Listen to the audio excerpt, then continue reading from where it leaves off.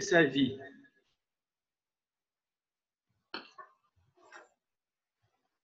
Le contenu et la manière de rédiger le petit journal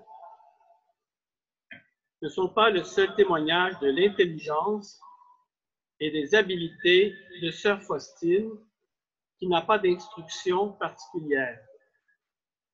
Par exemple, à Vilnius, en 1936, elle a écrit une pièce de théâtre pour la fête de Saint Borgia, patron de la mère supérieure Borgia.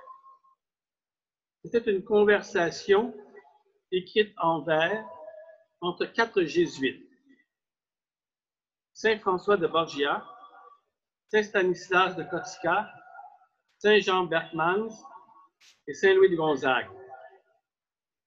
Outre Faustine, 3 autres sœurs ont joué dans cette pièce.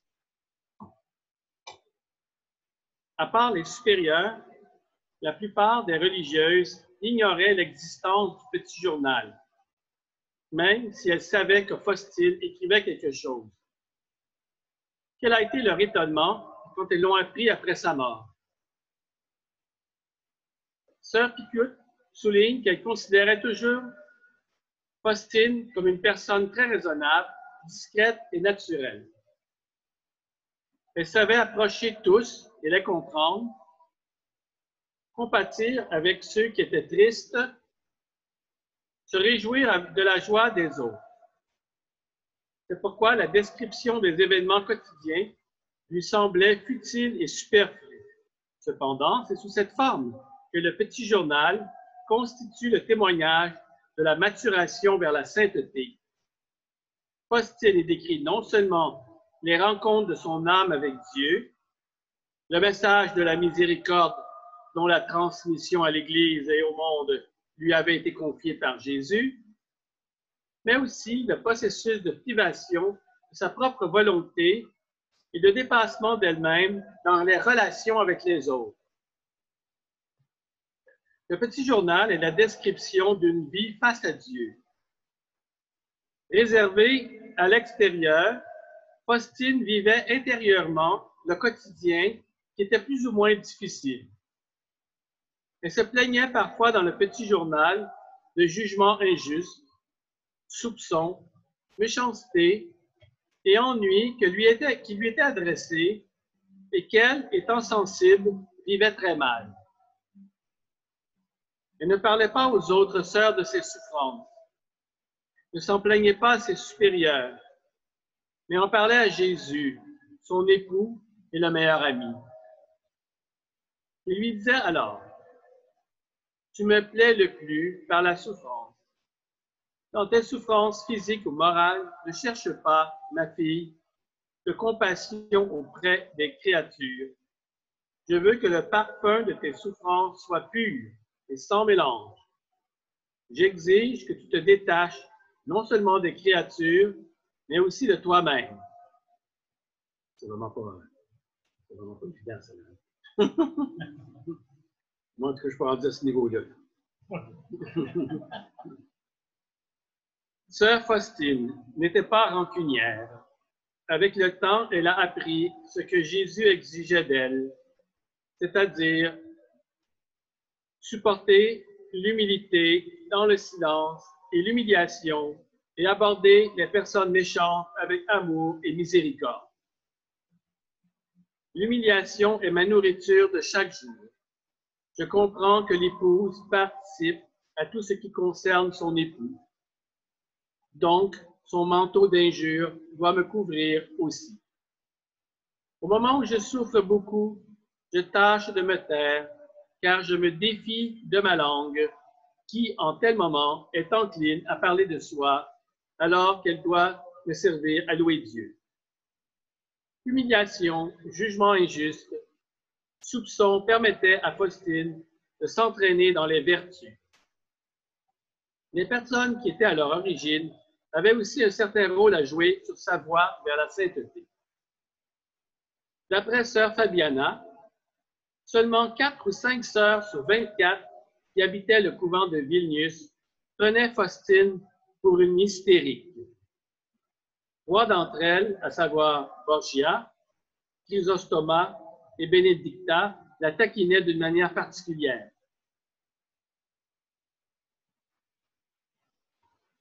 Sœur Borgia dit, elle a beaucoup souffert à cause de la mère supérieure, qui l'appelait hystérique, dit-elle.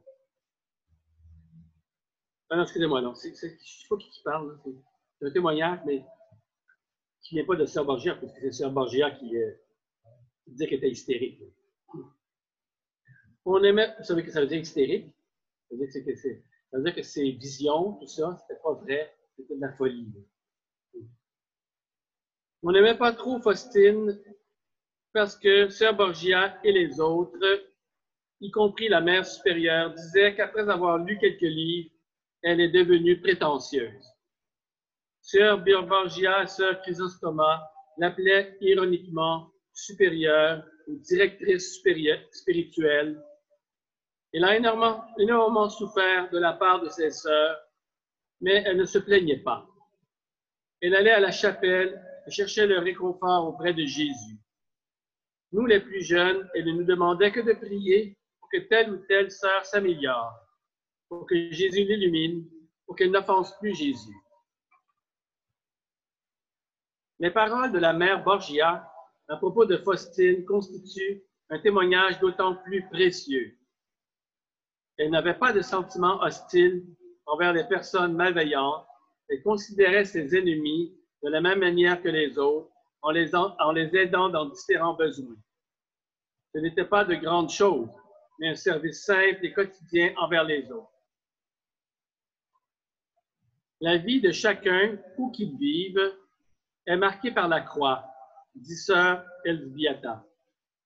Sœur Faustine avait aussi une croix qui était faite sur sa mesure. Sans cette croix, elle n'aurait pas été vraisemblable, n'aurait pas été sainte. Sa croix était très lourde. Mis à part sa maladie, elle portait une grande responsabilité liée à sa mission de prophète vis-à-vis de l'Église et du salut des hommes. Lutter contre beaucoup de choses dans la vie commune était également une croix. Comme dans la famille, dans la congrégation, il y a aussi différents caractères, diverses faiblesses, car ce ne sont pas des anges qui vivent ici, mais des gens normaux. Et elle ajoute, Sœur Faustine voyait le bien dans la souffrance liée à la vie communautaire.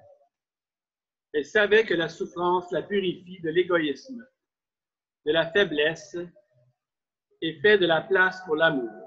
Et par conséquent, se transforme en bien pour elle-même et pour les autres. La purification la rendait capable d'aimer plus, de s'unir mieux à Jésus. Elle devenait une personne libre, et étant libre, elle savait aimer tout le monde, y compris ceux qui n'étaient pas bienveillants et bons envers elle. Cela ne peut pas être atteint par l'intellect, mais seulement par le chemin de la croix. Sœur, on y va encore quelques minutes. C'est fini. C'est vrai? Sœur Justina se rappelait que lorsqu'à Vilnius, elle travaillait dans la serre avec Faustine, Sœur Faustine lui disait toujours de n'être jamais rancunière, de ne pas se venger, car ceci n'est pas conforme à l'amour chrétien. Selon l'abbé Sopoko, son directeur spirituel, c'était une religieuse extrêmement humble.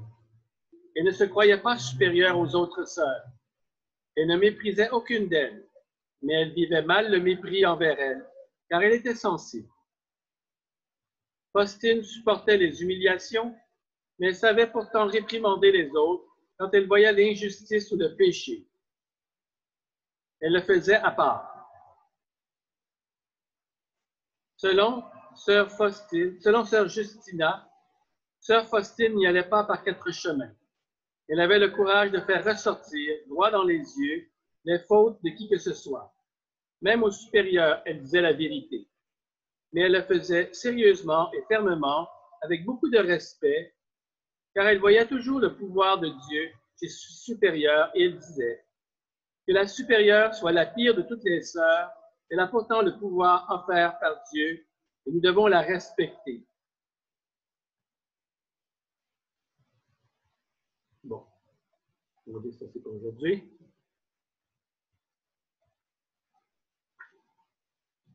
Alors, sœur Faustine nous rappelle de vivre la sainteté à travers les petites souffrances de la vie quotidienne. Maintenant, je pense que ça va être la prière, c'est ça? Bon.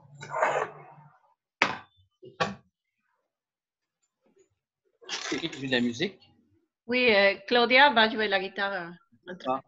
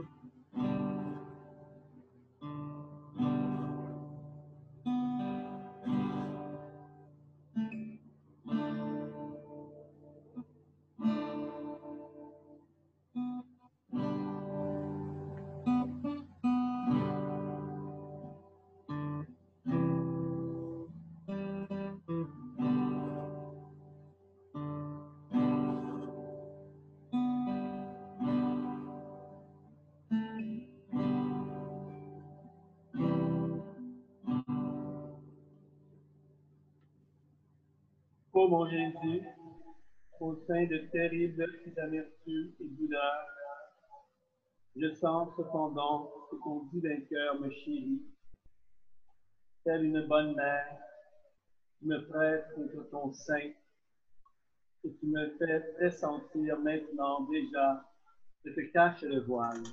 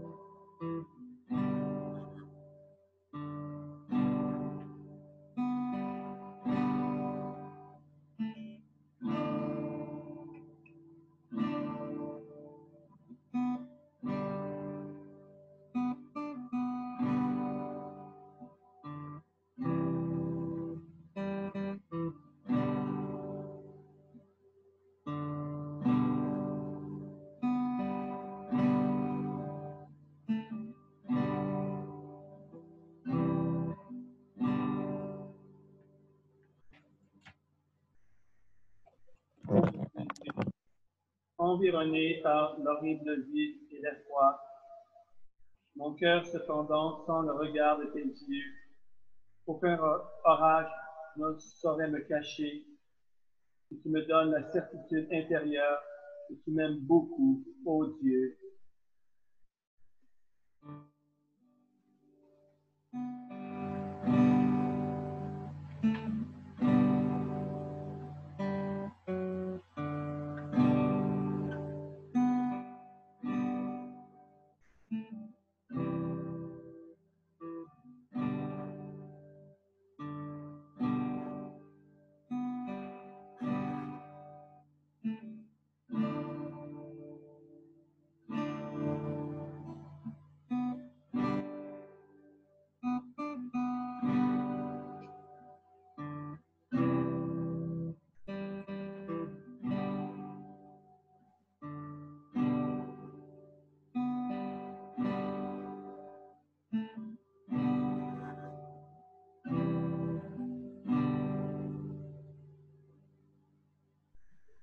Ô mon Jésus, parmi les si grandes misères de cette vie, tu luis pour moi, Jésus, comme l'étoile, et tu me protèges du naufrage.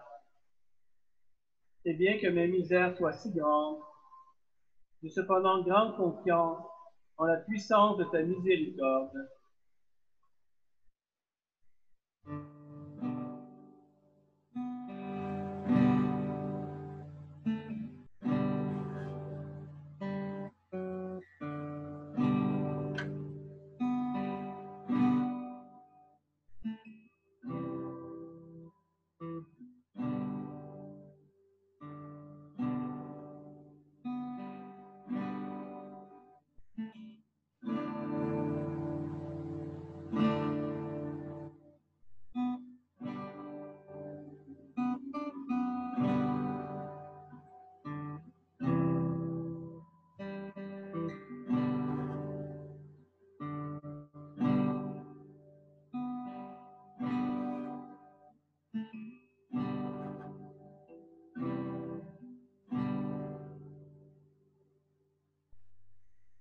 Jésus caché, parmi bien des luttes, la dernière heure venue, que la toute-puissance de ta grâce se déverse sur mon âme, afin que je puisse te voir tout de suite après mon agonie, face à face, ainsi que les élus au ciel.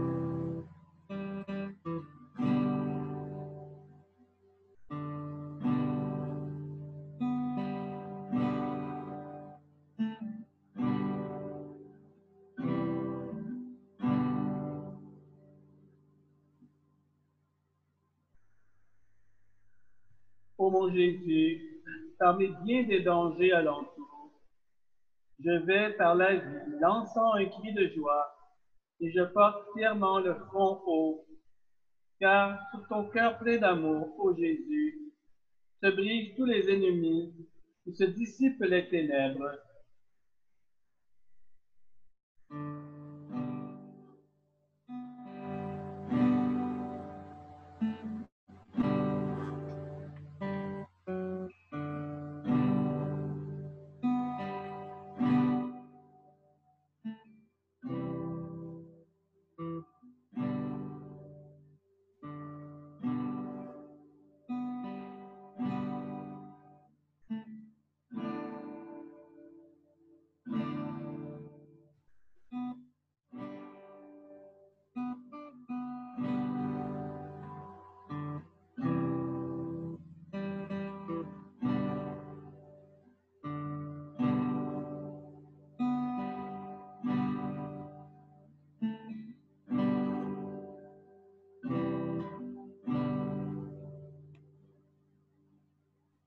Ô amour éternel, Jésus qui t'est enfermé dans cette hostie et qui cache la majesté de la divinité et dissimule ta beauté, j'accomplis cela pour t'abandonner entièrement à mon âme et ne pas l'effrayer par sa grandeur.